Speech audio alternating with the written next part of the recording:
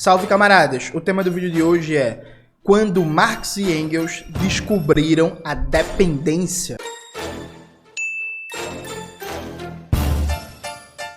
Antes de começar propriamente o tema do vídeo do canal, quero muito agradecer a você que ajuda a manter e melhorar nosso canal a partir do Apoia-se. Seu apoio é fundamental para a gente continuar o nosso trabalho. Note, eu lancei recentemente, junto com Gabriel Landi, o livro Pátria Socialista ou Morte, o Marxismo Latino-Americano e Caribenho. É o terceiro volume do nosso livro, Quebrando as Correntes. Coloca aí na tela, Maxwell, devagar, os 3 livros, por favor.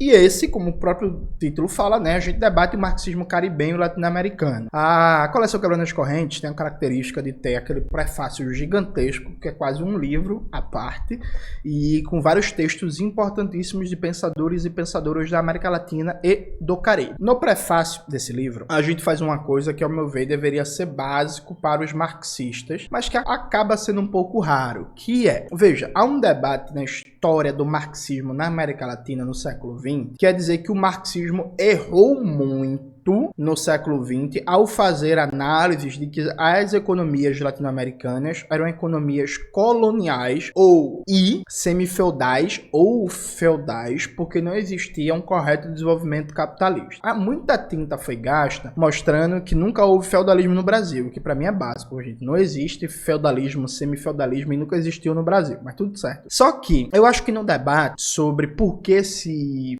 fez essa interpretação equivocada, acaba que é um debate muito simplista e nas últimas décadas ele foi dominado por setores da universidade muito afiliados a certas correntes trotskistas que tendem a resumir tudo ao suposto stalinismo. Então tudo é culpa da União Soviética, de Stalin, dos manuais de Moscou, e parece que a análise da realidade é meio óbvia e os stalinistas burros é que pensaram errado. Quando o próprio Marx e Engels cometeram erros de análise ao pensar de maneira unidimensional o desenvolvimento capitalista. O que é que significa essa palavrinha difícil, unidimensional?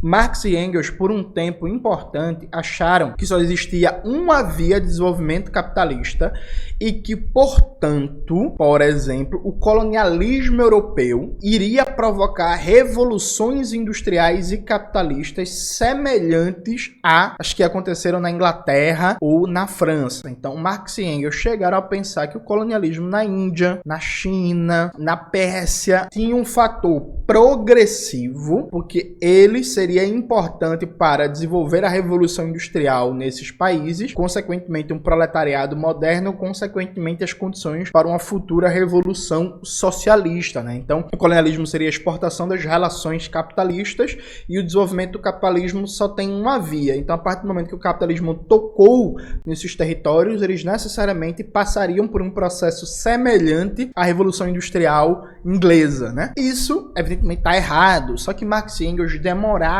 um pouco para conseguir alcançar essa conquista teórica. E a gente faz esse debate no livro, no prefácio, né? O prefácio é escrito a 2 mãos por mim e por Gabriel Landi. Essa parte do prefácio eu que escrevi, o Gabriel Landi corrigiu, deu sugestões, a parte dele eu corrigi, dei sugestões e por aí vai. Eu começo esse debate lendo um clássico trecho do Manifesto do Partido Comunista, que todo mundo celebra, dizendo que Marx e Engels previram a globalização, quando na verdade é um trecho errado e que baseado nessa concepção falsa de uma única via de desenvolvimento capitalista. Então diz, a citação do Manifesto do Partido Comunista está na página 16 do livro, né? As antigas necessidades, antes satisfeitas pelos produtos locais, dão lugar a novas necessidades que exigem para sua satisfação produtos dos países e dos climas mais remotos. A autossuficiência e isolamento regional e nacional de outra hora deram lugar a um intercâmbio generalizado, a uma interdependência geral entre as nações. Isso aqui é falso, totalmente. Isso vale tanto para os produtos materiais quanto para os intelectuais. Outra afirmação que é falsa, que está errada. Os produtos intelectuais de cada nação tornam-se bem comum. O espírito nacional tacanho e limitado torna-se cada dia mais inviável, e a soma das literaturas nacionais e regionais cria-se uma literatura mundial. Tudo isso está errado aqui, viu, gente? Já a gente debate mais. Pelo rápido desenvolvimento de todos os instrumentos de produção, Pelas comunicações infinitamente facilitadas, a burguesia impele todas as nações, mesmo as mais bárbaras, para a torrente da civilização. Os preços baixos de suas mercadorias são a artilharia pesada que derruba todas as muralhas da China, que obriga os bárbaros xenófobos mais renitentes a capitularem, obriga todas as nações, sob pena de arruinarem-se, a adotarem o modelo de produção burguesa, obriga-as a introduzir em seu seio a chamada civilização, isto é, compele-as a transformar-se em burguesas. Veja, isso aqui tá errado, de cabo a rabo, porque assim, o colonialismo, a expansão capitalista do século XIX, no período que Marx e Engels escreveram o Manifesto do Partido Comunista, não estava criando uma independência geral e uma generalização das relações capitalistas, tal como vigiam na Europa Ocidental, na Inglaterra, na França, na Bélgica, na Holanda e por aí vai. O que estava se criando eram relações de exploração capitalistas coloniais em vastos territórios do mundo, estabelecendo muito firme relação centro-periferia na dinâmica capitalista. Então o colonialismo da Inglaterra na Índia não estava criando uma interdependência geral, estava criando uma periferia colonial para o capitalismo inglês. O colonialismo da França, no norte da África, no Maghreb, não estava criando uma interdependência geral entre as nações, estava criando uma periferia colonial para o capitalismo francês. Assim como também não tinha uma interdependência geral de literatura ou intercâmbio, não. O que se tinha era a produção de polos metropolitanos, políticos, militares, ideológicos, que dominavam o debate e a reflexão mundial. Então, por exemplo, a França, no século XIX, que Marx e Engels escreve isso, a França estava expandindo o pensamento francês pelo mundo, não era do pensamento da burguesia francesa, sendo mais preciso. Não era um intercâmbio global de ideias, não. É colonialismo no sentido pleno da palavra. E esse erro do Manifesto do Partido Comunista, inclusive nesse trecho, né, Marx e Engels fala que o preço baixo das mercadorias fazia com que derrubar todas as muralhas da China. Veja, também está errado o elemento fundamental da conquista colonial não foi a maior produtividade do trabalho do capitalismo, né, o preço das mercadorias, foi o poder militar superior dos países capitalistas. Então a Inglaterra conquistou a China não foi porque as mercadorias eram baratas, foi porque a Inglaterra tinha canhões e navios e uma marinha muito mais avançada e muito mais poderosa do que a chinesa, percebe? E esse erro que se reflete no Manifesto do Partido Comunista aparece durante toda a reflexão de Marx e Engels do final dos anos 40 e comecinho dos anos 50. Eu coloco, por exemplo, aqui no livro, um outro trecho, que é Marx falando do colonialismo, é um trecho de 1853, Marx falando do colonialismo inglês na Índia, né? Então repare o que Marx diz na página 18. De fato, a Inglaterra, ao causar a revolução social no Hindustão, foi impulsionada pelos interesses mais vis e impôs de maneira mais estúpida possível. Porém, essa não é a questão. A questão é, a humanidade pode cumprir seu destino sem uma revolução fundamental no tecido social da Ásia? Se não, quaisquer que tenham sido os crimes da Inglaterra, ela foi uma ferramenta inconsciente da história no caminho daquela revolução. Marx e Engels, no final dos anos 40 e no começo dos anos 50, retratavam várias vezes o colonialismo como uma revolução. Achavam que a Inglaterra estava promovendo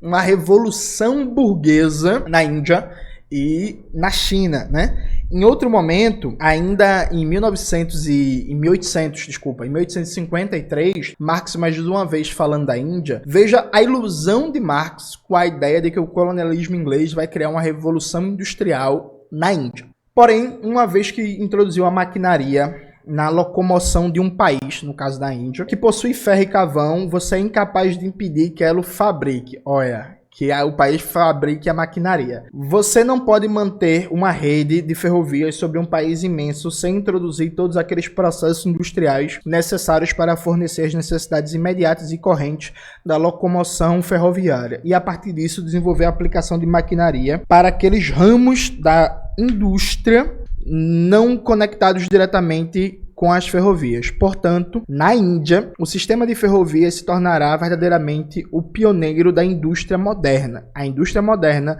resultado do sistema de ferrovias, irá dissolver a divisão hereditária do trabalho sobre o qual residem as castas indianas, aqueles impedimentos decisivos para o progresso indiano e o poder indiano. Tudo que a burguesia inglesa possa ser forçada a fazer não irá nem emancipar, nem reparar materialmente a condição social da massa do povo, que é dependente não apenas do desenvolvimento das forças produtivas, mas da sua apropriação pelo próprio povo. Porém, o que eles não falham em fazer é lançar as premissas materiais para ambos. Alguma vez a burguesia fez mais que isso? Alguma vez ela efetuou um processo sem arrastar indivíduos e povos através de sangue e de lama, através de miséria e degradação? Aí, em seguida, eu escrevo: notem como se desenvolve o raciocínio. A implementação de ferrovias na Índia vai necessariamente desenvolver uma indústria local para o setor e essa terá efeito encadeador em toda a economia, germinando uma revolução industrial. O avassalamento das relações capitalistas e industriais vai dissolver a ordem de castas e forjar um ideário social do humanismo burguês, onde todos os seres humanos são iguais juridicamente por nascimento. Esse processo, por mais lama e sangue que traga, é necessário e progressivo. Fica fora do horizonte algo que hoje podemos considerar básico, como a funcionalidade da estrutura de castas para potencializar as relações capitalistas de exploração, aburguesando esse complexo social pré-capitalista da história indiana. Ou seja, gente, a gente pode aqui, e eu vou citando vários outros exemplos, né? Cito exemplos de Engels também, com a mesma ilusão e por aí vai, para mostrar para vocês o seguinte: Marx e Engels, por mais de 10 anos, acreditaram que existia uma única via de desenvolvimento capitalista e confundiram a dimensão da totalidade das relações capitalistas na Inglaterra, na França, nos Estados Unidos, na Holanda, na Bélgica, com elementos de desenvolvimento técnico, no sentido de que, por exemplo, nos Estados Unidos, a instalação das ferrovias, por exemplo, na Califórnia, teve um efeito encadeador gigantesco para a produção industrial e no desenvolvimento das relações capitalistas. Marx e Engels olharam aquilo ali, né, o que foi o desenvolvimento da indústria ferroviária nos Estados Unidos, por exemplo, ou na Bélgica, ou na França, e pensaram que a instalação de indústria ferroviária na Índia, na China, na Indochina, na Pérsia, no Maghreb da África, iria provocar um efeito parecido, desconsiderando que o que provocou o desenvolvimento das relações capitalistas a partir da dinâmica de crescimento das ferrovias nos Estados Unidos não foi a lógica econômica intrínseca em si das ferrovias, porque a ferrovia ela estimula a indústria siderúrgica e estimula também outras indústrias para reparação, expansão das ferrovias, estimula a produção de trens e por aí vai. Não foi aquela lógica intrínseca, foi um conjunto de relações econômicas, sociais, políticas, ideológicas e geopolítica que possibilitou aquilo. E que a criação de ferrovias dentro de outra dinâmica não necessariamente iria germinar uma revolução industrial. Marx e Engels demoraram mais de 10 anos para perceber isso, só conseguiram perceber. Eu mostro no livro em detalhes, eu vou citando ano após ano, que só a partir de 1856, inclusive analisando a realidade, quando Marx começou a escrever para o The New York Tribune, que ele tinha que escrever de maneira regular, acompanhando as notícias, os debates econômicos e tal, Marx vai percebendo que aqui, não tem desenvolvimento industrial nenhum na Índia acontecendo. Marx vai percebendo, por exemplo, um negócio básico, que é os centros produtores para exportação da economia colonial indiana estavam ligados por ferrovias a portos, só que era uma infraestrutura que não dizia nada para a dinâmica produtiva interna da Índia. Então você fazia uma ferrovia que ligava um centro de produção de chá, por exemplo, ao porto que vai exportar esse chá para a erva do chá, né, para a Inglaterra, e isso não tinha impacto nenhum na dinâmica produtiva nacional como um todo. Era basicamente a produção de uma infraestrutura para garantir um funcionamento mais eficiente de uma dinâmica colonial. Então veja, pensar o desenvolvimento capitalista, superar a ideia de que não há uma lógica intrínseca em si da economia, fora da política, fora dos conflitos de classes, fora da geopolítica. O pensamento de totalidade, olhar a realidade a partir de uma perspectiva de totalidade, significa ver que há possibilidades múltiplas de desenvolvimento capitalista, ainda que a gente esteja falando de técnicas e processos produtivos idênticos. E aí eu vou dar um adiantamento da conclusão do debate que a gente faz no livro. Eu, depois de citar, né, o processo de superação de Marx e Engels, dessa compreensão equivocada do processo de desenvolvimento capitalista, e aí cito vários trechos, cito Capital, faço um debate, eu desenvolvo a seguinte reflexão, né, a partir da página 30, partindo do pressuposto de que Marx e Engels só conseguiram superar os erros de sua análise a partir de um domínio sólido da crítica da economia política. Eu digo, Marx e Engels, ao completar sua crítica da economia política, compreenderam as tendências gerais do capitalismo, conseguiram superar qualquer maravilhamento técnico, que é um conceito muito importante aqui nesse debate, que eu não vou conseguir explicar agora no vídeo, mas enfim, leia um livro, atribuindo a técnicas produtivas ou equipamentos a determinação absoluta de formas sociais e processos históricos. Marx, em 1853, poderia achar que a instalação de ferrovias na Índia seria necessariamente o germe de uma revolução industrial. Afinal, numa análise superficial, o crescimento das ferrovias foi fundamental no desenvolvimento capitalista da Inglaterra e norte dos Estados Unidos.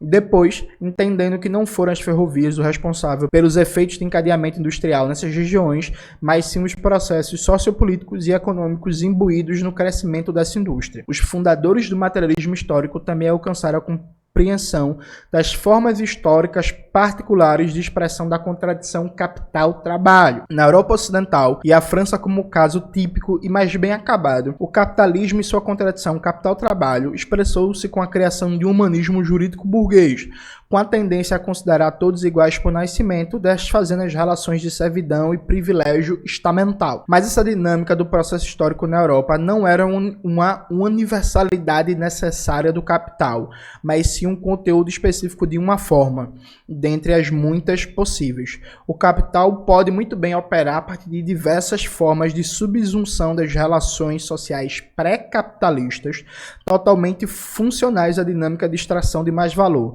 sem negar a estruturação da contradição capital-trabalho. Esse último trecho aqui pode parecer um pouco mais difícil para algumas pessoas, mas o que é que eu quis dizer com isso? Olha, Marx e Engels, quando eles olharam para a Índia no começo dos anos 50 do século XIX e achavam que o desenvolvimento capitalista ia dissolver a relação de castas, o que eles estavam fazendo? Eles estavam com a mente presa na França. Então eles olharam um exemplo francês da Revolução Francesa e o papel da Revolução Francesa na destruição dos estamentos da sociedade de castas do tipo feudal que existia na França e analisavam naquele momento de forma equivocada de que necessariamente o desenvolvimento capitalista iria dissolver as dinâmicas de organização social pré-capitalistas, como a cidade de castas na Índia, ou a escravidão na América Latina, ou várias formas de preconceito e opressão nacional.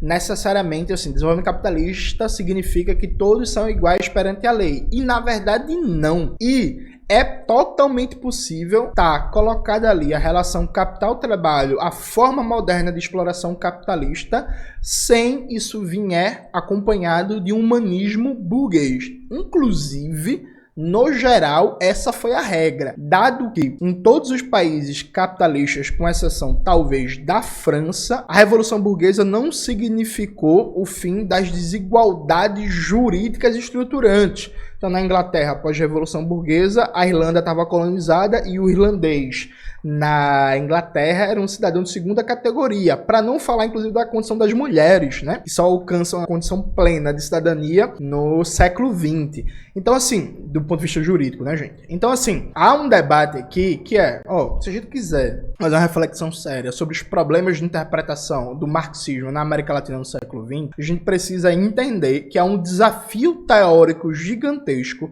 de compreender a particularidade nacional, no caso brasileiro, da nossa formação econômico-social brasileira, dentro do contexto do desenvolvimento capitalista global e perceber a especificidade das vias de desenvolvimento e de reprodução do capitalismo no Brasil, que isso não é fácil, que é um erro tão comum que o próprio Marx e Engels cometeram esse erro por mais de 10 anos e que Veja, tem um elemento, inclusive, político que explica esse erro, sabe? Eu faço debate no livro, por exemplo, que a gente não pode pensar que Marx e Engels só cometeram um erro teórico. Eu explico politicamente, a partir da própria luta de classes, por que Marx e Engels erraram.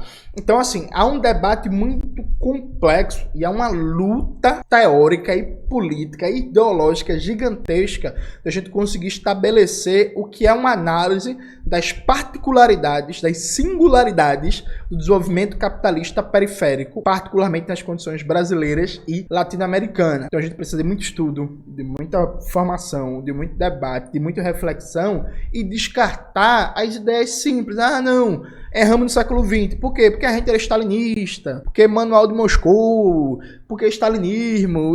Isso não responde às questões centrais. Então eu busquei trazer esse debate e contribuir para a gente pensar a história da América Latina e a história do marxismo na América Latina. Eu acho que ficou um material muito bom e eu recomendo muito que todo mundo leia, que vocês vão gostar muito. É isso, gente. Espero que vocês tenham gostado do vídeo de hoje. Não se esqueça de se inscrever no canal, ativar o sininho, curtir esse vídeo, compartilhar e tudo isso que vocês já sabem. Um beijo e até a próxima.